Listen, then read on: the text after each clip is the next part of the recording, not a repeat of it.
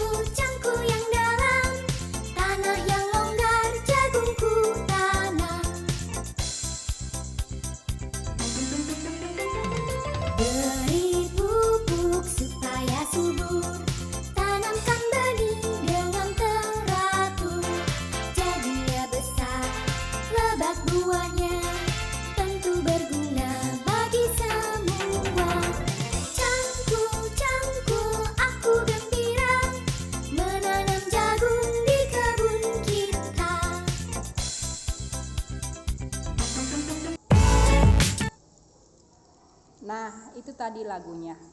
Silakan buka bukumu halaman 11. Kita belajar mengenai nada. Pernahkah anak-anak ibu mendengar nada suara seseorang? Ya, tahukah kamu itu nada itu apa? Ya, nada itu adalah bunyi yang beraturan. Jadi untuk menghasilkan sebuah nada itu kita harus belajar terlebih dahulu tentang not. Not itu terbagi atas dua, yaitu not angka dan not balok. Ya, do, re, mi, fa, sol, la, si, do, ada ya. Nah, ada juga yang namanya not balok. Anak-anak ibu, ini namanya yang ibu tunjuk ini nada rendah. Tanda titiknya itu di bawah, ya. Kalau nada rendah itu tanda titiknya itu di bawah ya, anak-anak ibu. Nah, kalau nada tinggi, tanda titiknya itu seperti ini ya. Ini dia nada rendah, do, re, mi, fa, sol, la, si, do, seperti itu. Nah, ini dia nada tinggi. Tanda titiknya itu di atas, anak-anak ibu ya. Nah, ini namanya satu oktav, terdiri dari oktav rendah, oktav standar, dan juga oktav tinggi. Seperti itu ya. Nah, lagu Menanam Jagung ini merupakan ciptaan Ibu Sud. Tahukah kamu birama lagu pada lagu Menanam Jagung ini ada 4/4. Birama itu apa sih, Bu? Iya, birama itu adalah bagian dari suatu baris melodi yang menunjukkan beberapa ketukan dalam satu bagian tersebut. Nah, tanda 5 seperti ini. Ini anak-anak ibu, tanda ini menunjukkan bahwa kedua nada dalam satu ketukan. Jadi ketukannya itu bersamaan, masing-masing 1/8. Nah, birama pada lagu Menanam Jagung itu adalah 4/4. Jadi dalam satu birama terdiri dari 4 ketukan. Nah, dari lagu ini kita lihat mana dia yang terdiri dari 4 ketukan. Ini anak-anak ibu, ini 1 ketukan, 2 ketukan, 3 ketukan, 4 ketukan. Nampak ya? Nah, ini dia juga. Ini dia 1 ketukan ini. Kalau dia satu bendera gini dia 1 ketukan. 1, 2, 3, 4. Seperti itu ya. Nah, ini juga dia kalau satu bendera dia 1, 2, angka 3 sendiri 4. Jadi dia terdiri dari 4/4. 4 ketukan dalam satu birama. Ini dia 1 birama yang ada tanda panahnya ya anak-anak ibu.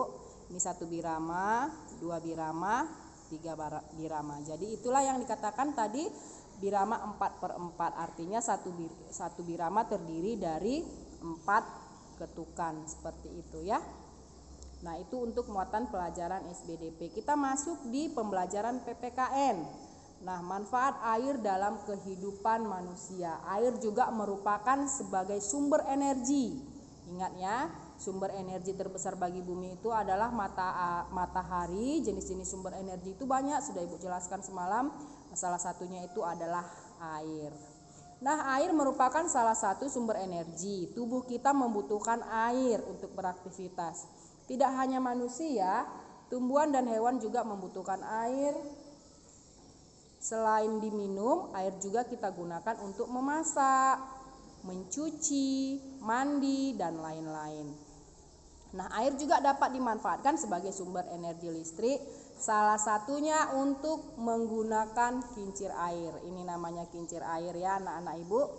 Seperti ada pada gambar, ini kincir air.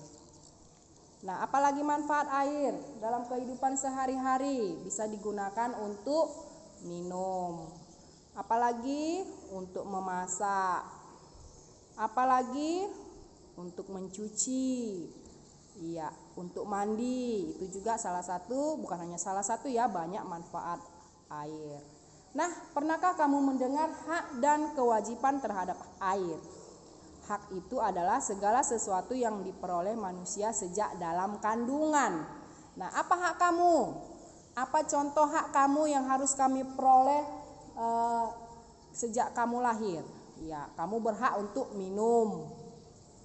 Ya, hak kamu itu bisa untuk mandi, menanam atau menyiram tanaman, dan masih banyak juga hak yang akan kamu peroleh dari air ya. Coba nanti kamu cari contoh-contoh yang lain. Nah, pernah dengar kata kewajiban? Iya, kewajiban dan hak itu harus berjalan seimbang. Kewajiban adalah segala sesuatu yang harus dilakukan setiap manusia. Harus kamu lakukan. Jika kamu sudah memperoleh hak kamu, kamu harus melakukan kewajiban kamu. Nah, apa salah satu contohnya? Yaitu menutup keran air setelah dipakai. Jadi air itu jangan dibiarkan menyala terus, terjadilah pemborosan. Jadi kamu harus menutup keran setelah kamu pakai.